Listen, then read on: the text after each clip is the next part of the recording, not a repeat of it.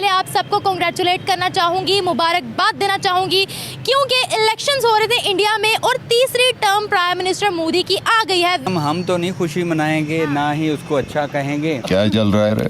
क्या चल रहा है? तेरा चल रहा है? नहीं, मुझे तो बदबू आ रही है। तो तीसरी दफा भी प्राइम मिनिस्टर नरेंद्र मोदी को मौका मिला है इंडिया पर राज करने का। और भारतीय जनता पार्टी और उनके लीडर नरेंद्र मोदी को हिंदुस्तान की ऑपोजिशन, उसने नरेंद्र मोदी और बीजेपी को इसमें हम्बल कर दिया है। इस इलेक्शन में उनके गरूर को पाश कर दिया है। देखिए, ये बात तो आपको एक्सेप्ट करना पड़ेगा कि नरेंद्र मोदी के पूरी की पूरी ऑपोजिशन मिलके इतनी सीटें नहीं ले सकी जितनी नरेंद्र मोदी ने अकेले सीटें ले ली हैं। देखिए, राहुल गांधी साहब के साथ कुछ 10 लोग मिले हुए, 10 पार्टियां मिली हुई हैं, बड़ी पार्टी, 10 पार्टियां मिल के भी जो है ना उसके लेवल पे, खाली मोदी के लेवल पे नहीं आए। अभी तो मोदी साहब ने लोगों को साथ लाना है। वहाँ पे इस बार भी मोदी सरकार आ रही है और उनका नारा था कि मोदी ही आएगा, अगर इंडिया को तरक्की देनी है तो मोदी ही आएगा, और वो ही आया।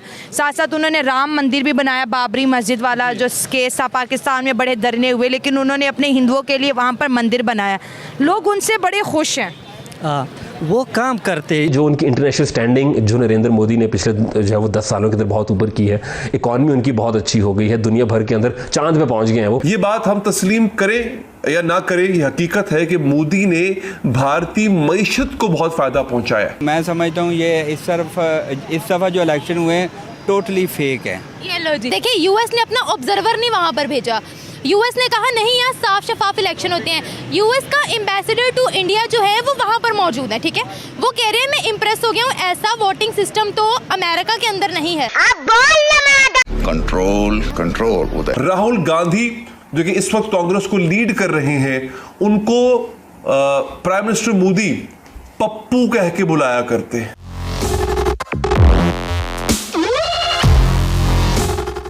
जय हिंद दोस्तों, जागो इंडिया में आपका स्वागत है। जैसा कि आप लोग जानते ही हैं कि मोदी जी की पार्टी बीजेपी प्लस उनका अलायंस एनडीए ने मिलकर 290 प्लस सीट्स जीत ली हैं, जिसके बाद ये तय हो गया है कि मोदी जी ही तीसरी बार भी प्राइम मिनिस्टर बनेंगे, जिसको सुनने के बाद पाकिस्तान में खलबली सी मच गई है। कुछ लोग तो अब तारीफ़ कर रहे हैं कि मोदी जी ने भारत को बहुत आगे बुलंदियों पे पहुंचा दिया है, लेकिन कुछ को जलन हो रही है कि तीसरी बार भी मोदी जी आ गए हैं तो भारत को वो आगे से और आगे ले जाएंगे, जो कि पाकिस्तानियों को गवारा नहीं है।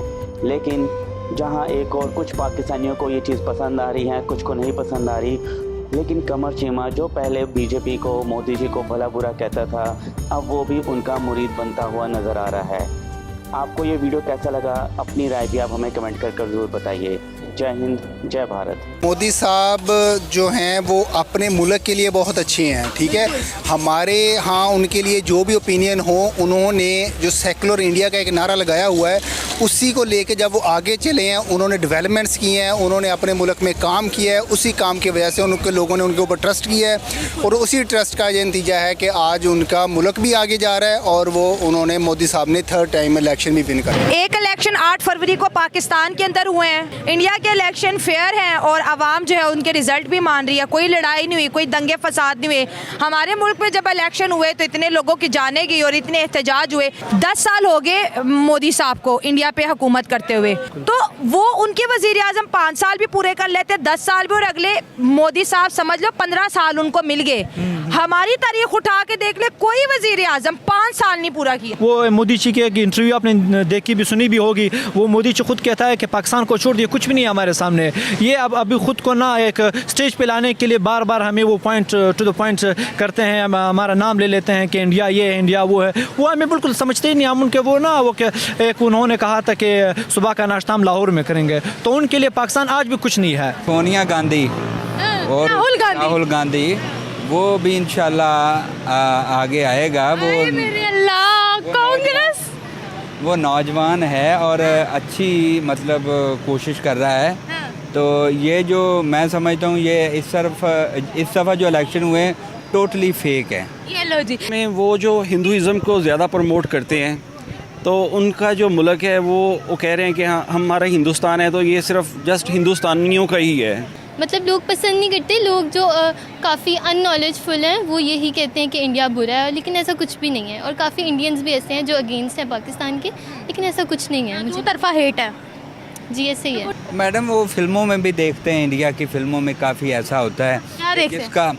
जिसका रोब रुबा होता है, जिसके पास पैसा होता है, जिसके पास कोई इनफरादी कुव्वत होती है, वो इलेक्शन को मतलब इस तरह आगे पीछे करके जीत जाता है। तो सर फिल्मी दुनिया में और रियल लाइफ में ज़मीन आसमान का फ़र्क है। जिस तरह से इंडिया प्रोग्रेस कर रहा है, जिस तरह से डे बाय डे तरक्की कर रहा है, तो मेरा ख्याल है कि वाकई वो तारीख में लिखा जाएगा, क्योंकि वो अच्छे काम कर रहे हैं और पूरी दुनिया के अंदर जो है वो अपनी प्रोग्रेस का, अपनी तरक्की का एक लोहा मनवा रहे हैं। सो बहुत सारे लोग ये कह रहे हैं कि वो हार गए हैं। मुझे समझ नहीं आ रही that how he has lost.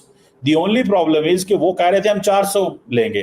The question is they have stopped at 295 और 298, दैट्स द डिफरेंस। लेकिन आप इस चीज को तो माने कि नरेंद्र मोदी ने एक स्क्रिप्ट लिखा है भारत के अंदर।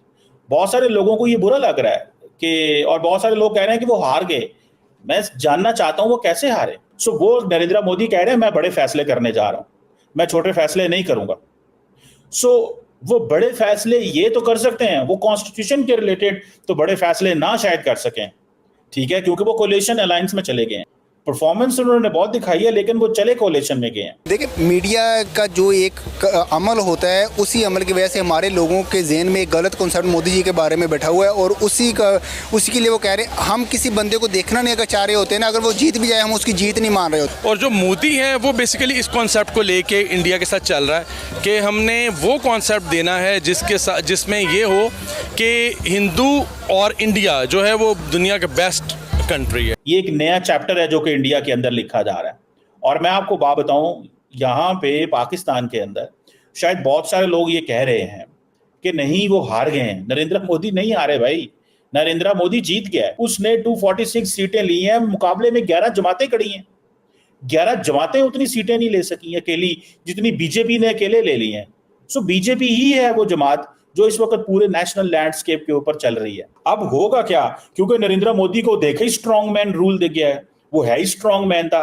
That is why there is a shock, because in an coalition there is always an uncertainty. और क्या पता है आपको, आइंदा कुछ आने वाले दिनों के अंदर आप देखें भारत के अंदर इतनी पॉलिटिकल स्टेबिलिटी थी कि पूरा इलेक्शन प्रोसेस के अंदर स्टॉक मार्केट हिली नहीं बल्कि ऊपर गई है। कहाँ, हांगकांग के करीब, चाइना, अमेरिका, इन मुल्कों के साथ ही इंडिया की स्टॉक एक्सचेंज। लेकिन क्योंकि नरेंद्र मोदी और उनकी पार्टी ने मोमेंटम 400 को बिल्ड कर लिया था, वो 6000 पॉइंट स्टॉक मार्केट नीचे चलेगी, और उसने तो नीचे जाने था स्टॉक मार्केट में। मुझे पॉलिटिशियन के बारे में इतना नहीं पता, लेकिन मैं ये कहूँगी कि जो भी ज़्यादा वोट्स रखता है वो जीतता है, और जो भी हुआ है ठीक हुआ है। आप क्या कहते हो, तीसरी दफा प्राइम मिनिस्टर बनना, वो भी लगातार उन्होंने जवाहरलाल नेहरू का रिकॉर्ड तोड़ दिया है, क्या कहती हैं आप? ये उनके लिए एक अचीवमेंट है, और मुझे लगता है कि जो उनके पार्टी के सपोर्टर्स हैं उनके लिए भी एक बहुत बड़ी अचीवमेंट है। अच्छा, तो ये एक अच्छी बात है। अच्छा, इस जीत की अनाउंसमेंट इंटरनेशनल मीडिया ने पहले ही कर दी थी, भाई ऐसा क्यों? क्योंकि आई गेस उनके पास सोर्सेज होंगे, या उनको एक्साइटमेंट होगी, उन्हें पहले पता होगा। एक्साइटमेंट होगी, पहले पता होगा। जी। आपकी नज़र में हु इज़ पीएम मोदी? जो इंडिया के मिनिस्टर हैं वही हैं, प्राइम मिनिस्टर। जी। आपकी नज़र में क्या हैं वो, मतलब आप क्या समझते हो, सोचते हो उनके बारे में? मुझे लगता है कि जितने भी लीडर्स हैं वो ठीक हैं, और वो तीसरी दफ़ा अगर जीते हैं तो वो कोई पोजीशन होल्ड करते हैं, तो ये बेहतर है।